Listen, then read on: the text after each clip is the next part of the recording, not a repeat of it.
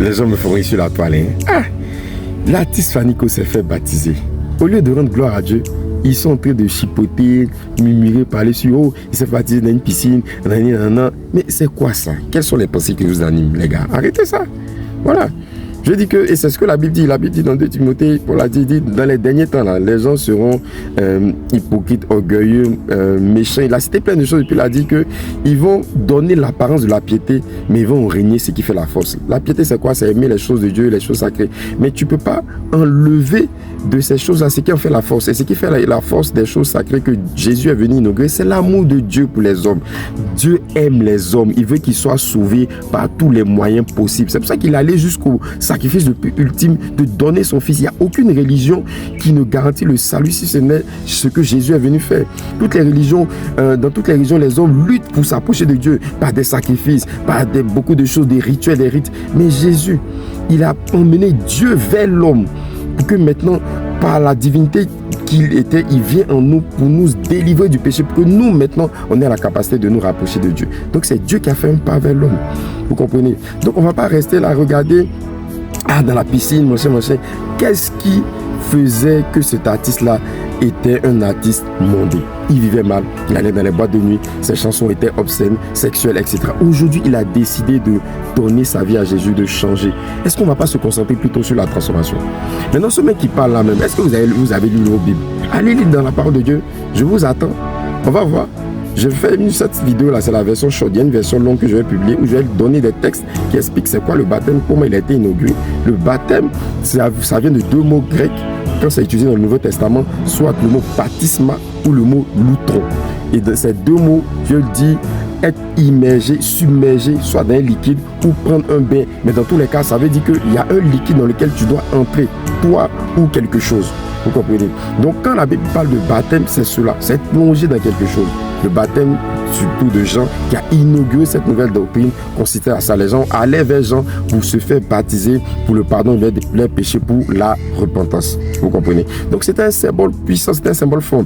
Et Jean a commencé le baptême dans le fleuve Jourdain, parce que la signification du Jourdain, ça veut dire rivière de la peine.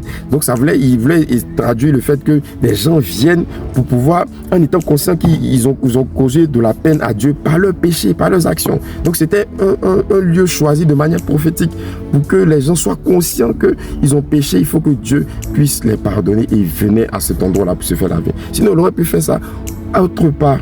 Mais rien n'est mentionné dans la Bible concernant l'obligation de se faire baptiser dans les eaux du Jourdain. Donc arrêtez avec ça, c'est pas vrai. Vous voulez jouer les théologiens, mais allez lire vos Bibles. Allez lire vos Bibles, vous allez voir. Il y a différents cas. L'apôtre Paul ne s'est pas fait baptiser au Jourdain. L'eunuque éthiopien ne s'est pas fait baptiser au Jourdain. Le Corneille ne s'est pas fait baptiser au Jourdain. Je dis qu'ils se sont fait baptiser dans l'eau qui était disponible. Surtout l'eunuque éthiopien. Il marchait avec l'apôtre Philippe et puis il a dit, ah, voici de l'eau. Tu ne mets pas de quelque chose qui est intéressant, voici de l'eau. Et qu'est-ce qui empêche que je sois baptisé? Et Philippe lui a dit, il n'y a rien. Si tu crois seulement, tu peux être baptisé. Et la Bible dit que là-dessus, ils sont descendus dans l'eau, ils se sont fait baptiser.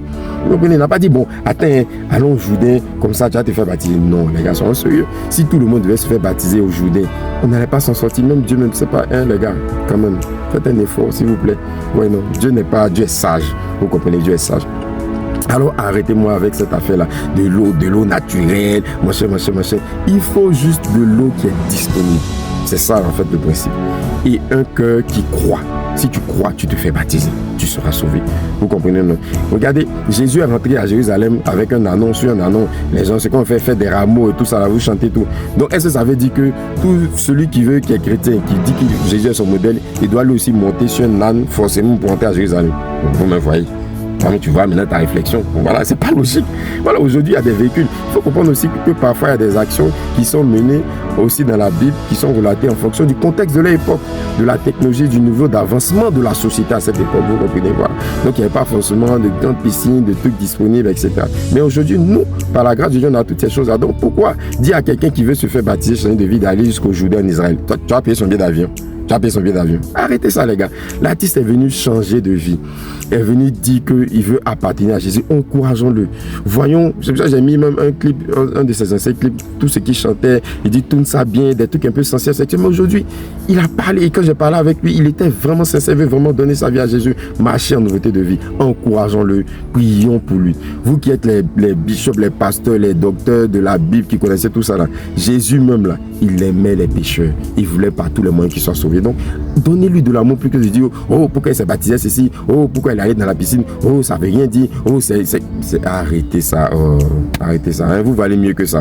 Les gars, vous valez mieux que ça. Hein? Donc, encourageons-le, prions pour lui, pour l'artiste Fanico. C'est un nouveau départ, qu'il soit fortifié et que le Seigneur soit avec lui. Donc, je vais mettre la vidéo plus longue avec toutes les références bibliques, et ceux qui veulent pourront l'écouter. Ouais, ça va faire peut-être 8 minutes ou 9 minutes. Voilà. Ça va permettre de clarifier certaines choses et puis soyez détendus, soyez libres. Voilà. Donc sinon, si quelqu'un est quelque part dans un pays, je sais pas où là, et puis il n'y a pas de l'eau naturelle qui coule. Donc s'ils ont recueilli de l'eau, peut-être dans une bassine ou bien dans un truc, on ne peut pas les faire baptiser. Le principe c'est d'être plongé. Il va se faire plonger et puis c'est fini, on avance. Hein, les gars, on avance. Jésus veut le cœur de l'homme. Ouais, non. Tous les rites et les rituels qui peuvent vous freiner et peuvent vous empêcher de vous approcher de Dieu. C'est ce que Jésus est venu briser. Mais sinon, il y avait beaucoup de lois à l'époque où il fallait se laver les pieds, laver les mains avant d'entrer dans la présence de Dieu. Fais ceci, fais cela.